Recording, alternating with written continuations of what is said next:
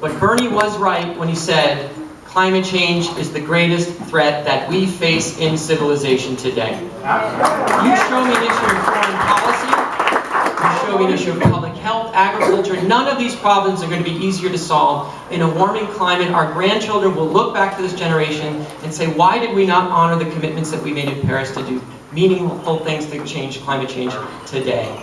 This is something that's near and dear to my heart. My background is in environmental studies from Brown University. I authored a white paper called Carbon and Communities, which was aimed to help places the size of Ulster County understand their relative carbon footprint and what they can do about it. Renewables is the way to go. 60% of the new electricity that we generated in this country last year was due to solar, and that did not happen in a vacuum. It happened from strong federal support, like the solar investment tax credit, which the Republicans are threatening to kill in 2 years. Of course. There is a strong federal role to make sure that these incentives are there, because they can't compete with the subsidies that we already give to the oil and gas lobby. We spend $35.5 billion every year for coal, gas, and oil lobbies that don't need them. Let's redirect those subsidies for the clean energy future that's not only good for the planet, but can create jobs right here in this district.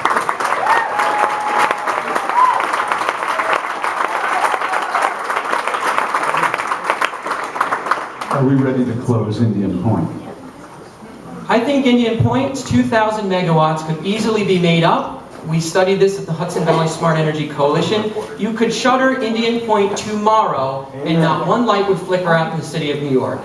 With the exception of the hottest dog days of summer, where every air conditioner is cranking in the city of New York, we don't need that power plant anymore. It creates a sense of security risk to be that close to the largest city in North America. If we want to do something about the congestion on the New York State transmission system, it would literally be cheaper.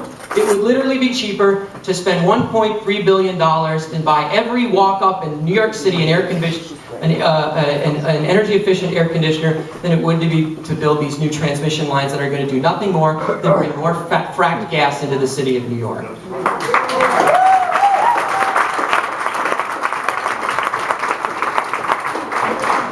I agree with Will. This is sort of like in, what do you call it, in improv comedy, you do and instead of but. I'll just add, one of our jobs right now, not just for people in this room, but people outside this room, is to have an image of what our energy system is going to look like when we move to 100% renewable energy. At Bard now, they're doing experiments with micro-hydro, which is really exciting. We should be, that's the kind of technological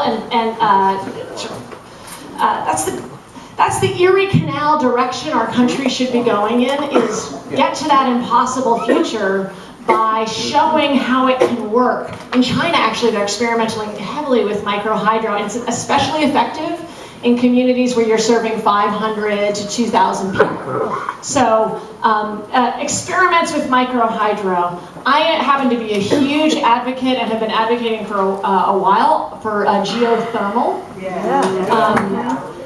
Then there's the least dramatic and the most dramatic, which is energy efficiency.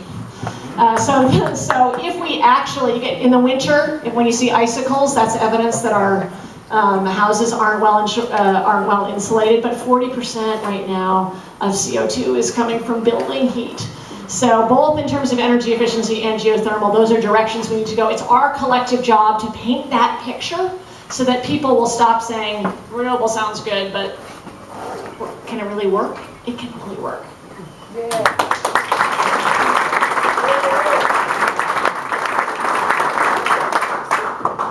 One of the big topics that congressmen have to face is immigration. So let's talk about that for a couple of minutes. What should our policy be? Are we building walls? Thanks for the question, even the humor in the question, because building walls, we're not building walls. And right now, I am really disturbed. I am very unhappy with the extreme anti-Muslim rhetoric at the national level that none of us as Americans can take.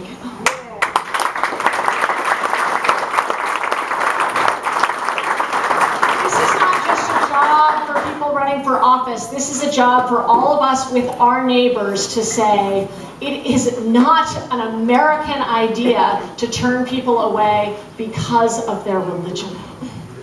This is a really essential sort of moral moment for all of us to speak out, to say that this is absolutely unacceptable.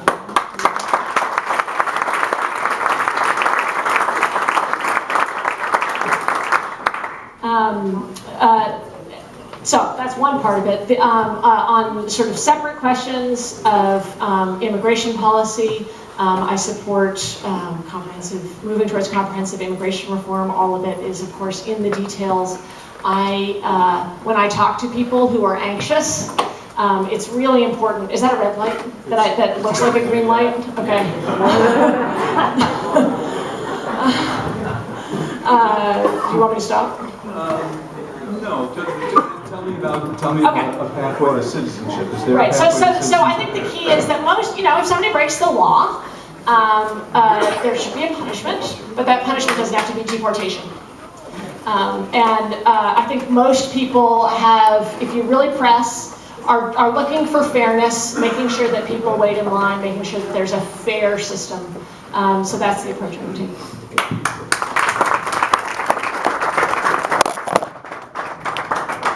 I'm going to be as clear as I possibly can. We need an unambiguous pathway for citizenship, full U.S. citizenship, for the undocumented workers here in the United States of America.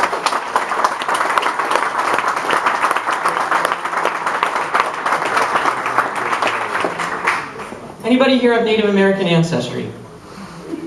A handful of you. The rest of us are immigrants. This is what the story of America is. We have always been a nation of immigrants, and if we ever cease to be a nation that does not reward work and attract people from all over the world and reward that work, then we will cease to be a great nation. Those hardworking individuals that are undocumented here in the United States are frankly doing the hard work that most other people are unwilling to do. And when you go into the grocery store and your food is cheap, those individuals are doing that hard work, that backbreaking work, working in slaughterhouse facilities and doing construction work, and we're going to demonize that hard work, which is such a core and productive part of the United States economy. We're going to rip families apart and deport people. Nonsense. A full and unambiguous pathway to citizenship for the millions of undocumented workers here, because that is the moral and right thing to do.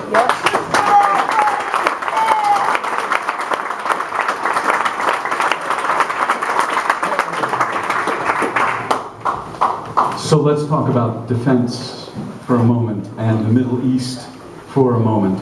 Where are we in the Middle East? Are we on the right path there? Are we fighting ISIS properly? Are we losing? Are we winning? The United States defense budget, which dwarfs several of the 7 or 8 other industrialized countries combined, has a lot of work to do to catch up with the changing threat that we see in the world today. When I look at America's enemies, and we as Democrats have to be honest, America has enemies.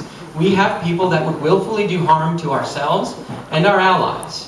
But increasingly those enemies are non-state actors. Increasingly those enemies can do harm to the United States of America through a click of the mouse, by disrupting our transmission system, by interrupting our clean water supply, by stealing our information and financial systems. And our defense budget is not properly calibrated to deal with this emerging threat.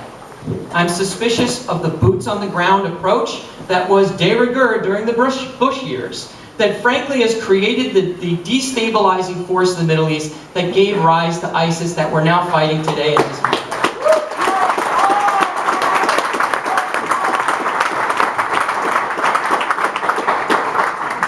We have allies in this world. The United States has to honor the commitment that we make to our allies. And we have to frankly honor those individuals that are in places like Syria that are being shot at for delivering people food and water. And the United States is the most powerful nation on earth. We need to use our full resources to make sure that those humanitarian programs can be completed without harm.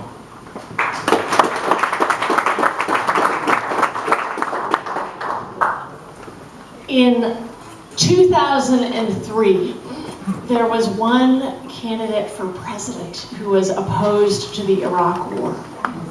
Early on, at the beginning. That was Howard Dean. And at the time when I went to work for him, he was two things. One, he was an asterisk in the polls. And second, I think he was the only, I'm sure some reporters can fact check me, but he was seen as a total outlier for his clear and moral opposition to the Iraq War. I was so proud to be part of that campaign. I was the director of online organizing for Howard Dean's 2003-2004 presidential campaign. And we, in a grassroots way, because that's how I work, it's always organizing, raised up people's voices against the war. I think the best guess of how you'll approach foreign policy is how you've approached it in the past. I also was opposed to the Libyan intervention, and I've taught foreign policy. A lot of my focus has been on trade. We talk about the economic part of trade, but it's also important to recognize that trade has a war and peace component as well. And my time is out to talk about foreign policy in a minute and a half. Well, let me ask you this. What's the best response to an attack on American soil? I'm going to wait till the particular instance. I really believe from years of looking at particular examples, whether it's Eritrea and Ethiopia, that's not an attack question, but different foreign policy, is that we should approach with incredible desire to learn and understand the particular circumstance. So it has to be a very clear response, but I can't answer a hypothetical without knowing the details. The question is, what is our response to an attack on American soil? I think that also gets to my earlier point about the fact that our enemies are no longer just simply state actors, but non-state actors. When you look at 9/11, it was a coalition of individuals from cells all over the world. So what does it profit the United States to aim our battleships and warplanes at a particular nation when that is a diffuse threat? The only way that we can make sure of the appropriate defense response is by investing more in intelligence as a core part of our defense. We don't do enough of that in our defense budget. It's got far too many cushy contracts for defense contractors for the next generation of planes and warships that we don't need, instead of taking care of our own, and not enough on intelligence, which is the future of defense in the United States and the rest of the world.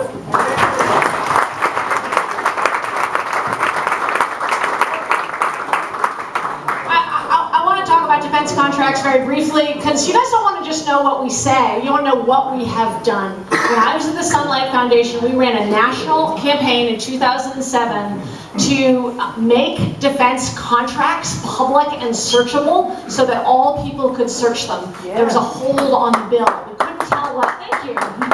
There was a hold on the bill. We couldn't tell who the secret person who was holding the bill was. We organized thousands of people to call every senator's office. Finally, Ted Stevens admitted it was him. And we got that bill through in part because the hold was released. I have done work on these tough issues involving tough actors, and I'm going to keep doing that in Congress.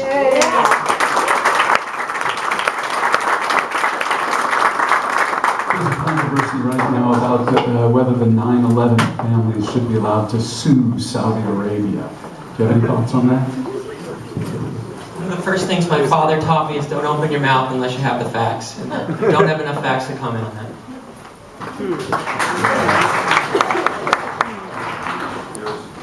How about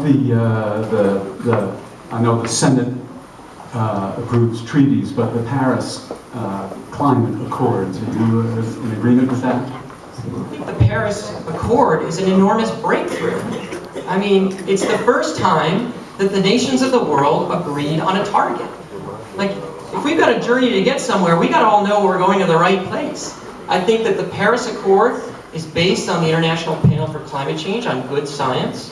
And I think that the United States in good faith needs to honor the commitments that we made and honor the fact that through our industrial processes, we are one of the richest nations on Earth because we were one of the first, along with Britain and Europe, to take carbon fossil fuel out of the Earth's crust, burn it, and use it for economic activity. We have a moral responsibility as the legacy of those fossil fuels to use our wealth in a meaningful way to combat climate change. What are you going to do if you're in Fiji and your nation is literally going to be underwater?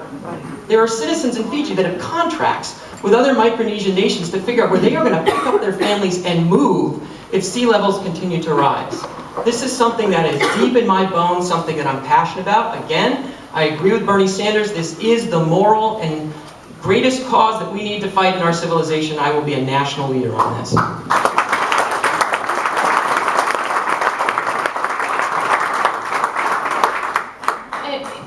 It's a critical step in the right direction, but it is our job, very locally in this country and locally here, to push not just towards targets, but towards making change happen in where we get our energy now.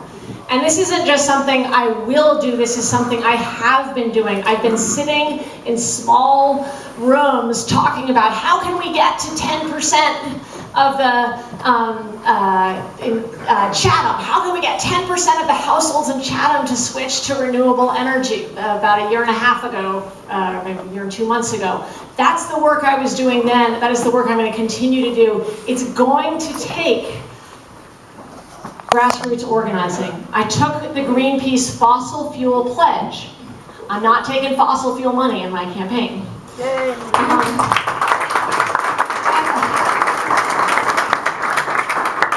Like put policy papers up against each other, but this is a power moment. Why are we moving forward? It's because a handful of fossil fuel companies spend a lot of money on super PACs and spend a lot of money on lobbying and spend a lot of money on funding campaigns. So if we're going to get to the energy future that we need to get to, we also need to talk about publicly financed elections and overturning citizens.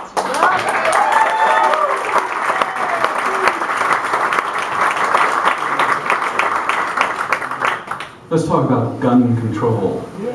New York has the SAFE Act. And the SAFE Act provides for some things that are not even being enforced. Things like registry for assault weapons. That hasn't even begun here in New York. On a federal level, what type of gun control do we need? Because a lot of people ask me about the SAFE Act, I want to address that. I have been a consistent critic of the SAFE Act. I know I'm going to disagree with some folks in the room on that. But as you hopefully by now know, what I really care about is raising up people's voices, being respectful, and it was passed basically in the middle of the night, using what's called a message of necessity, without engaging people, without holding forums, without really listening to people. And that was not just a problem for public trust and engagement, it actually led to some problems in the bill itself. So I am a supporter of background checks. I really appreciate the element of the SAFE Act, which I support federally as well, in closing the gun show loophole. But if we are going to move towards a sane, healthy policy on guns, it has to be done in a respectful and open way.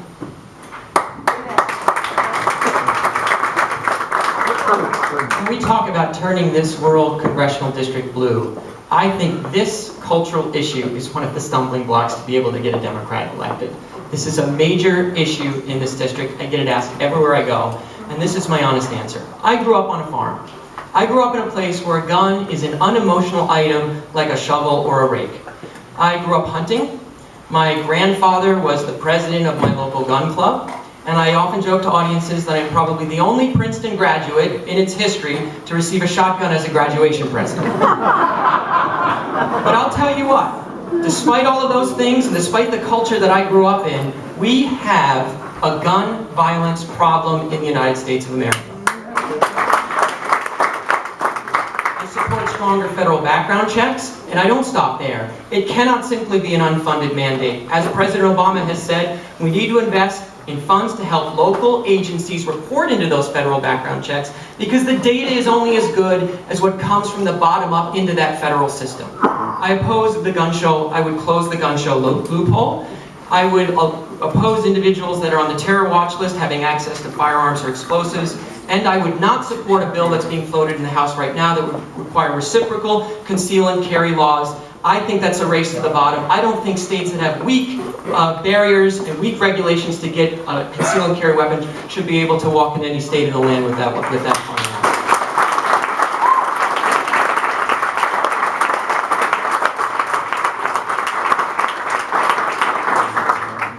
Let's talk about healthcare in the United States and Obamacare. Has it worked? Is it working? What does it need to be fixed? If it needs anything, does it need to be scrapped and redone? And what about single payer? Is that possible? The Affordable Care Act is not perfect. I talk to people throughout this district who are having their deductibles go up. I am worried at the number of young people who are choosing to pay penalties rather than to sign up. It's not perfect, but I'll tell you what our Republicans have absolutely no darn idea what to replace it with.